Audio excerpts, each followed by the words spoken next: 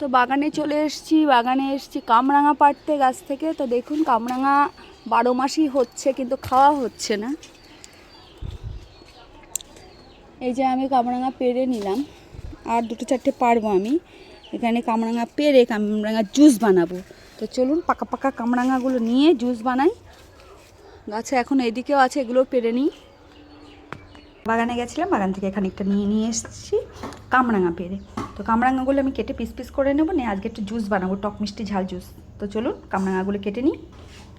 তো দেখতে পাচ্ছেন আমি কামরাঙাগুলো কেটে নিয়েছি, এবং মোটা মোটা করেই কেটে নিয়েছি, বেশি পাতলা পাতলা করিনি। এই দেখুন এরকমভাবে কেটে নিয়েছি, নিয়ে এটা মিক্সি বলে দিয়ে দেব।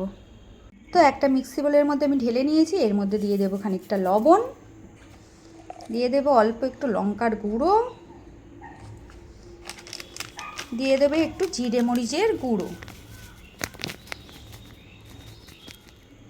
তো একটু জিরে মরিচের গুঁড়ো দিয়ে এটা আমি মিক্সিতে মিক্স করে নেব। তো দেখুন কত সুন্দর মিক্স করে নিয়েছি। এবার এটা আমি একটা কাপড় দিয়ে ছেঁকে নেব। তো এখানে একটা কাপড় নিয়েছি, তার মধ্যে এটা আমি ছেঁকে নেব।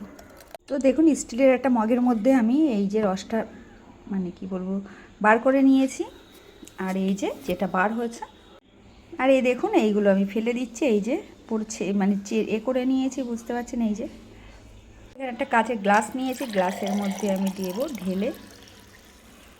দেখুন ওটা কামরাঙা, অনেকটা কামরাঙার জুস হয়েছে। কামরাঙার জুসটা দেখতে পাচ্ছেন, কত সুন্দর জুস। এই দেখুন দারুণ।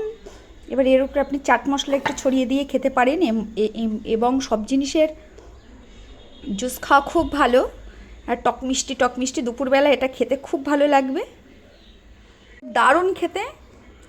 এই জুসটা আপনার বাড়িতে প্রচুর কামরাঙা হলে এইভাবে জুস করে খেতে পারেন, খুব সুন্দর খেতে, খুব সুন্দর। এই দেখুন আমি পুরো 1 গ্লাস করে নিয়েছি, এখনও আছে। কামরাঙাগুলো অনেক দিন দিয়ে অনেকের দেওয়া হয়েছে, পড়ে যাচ্ছে। তো আমি ভাবলাম জুস করে নিই, তো জুস করলাম। খুব সুন্দর খেতে, এবং এইভাবে খেলে আমার মানে কি বলবো গালের স্বাদটাও চলে আসবে। তো আমার ভিডিওগুলো ভালো লাগলে লাইক শেয়ার করে কমেন্ট করে পাশে থাকবেন, আর বেশি বেশি সাবস্ক্রাইব করবেন।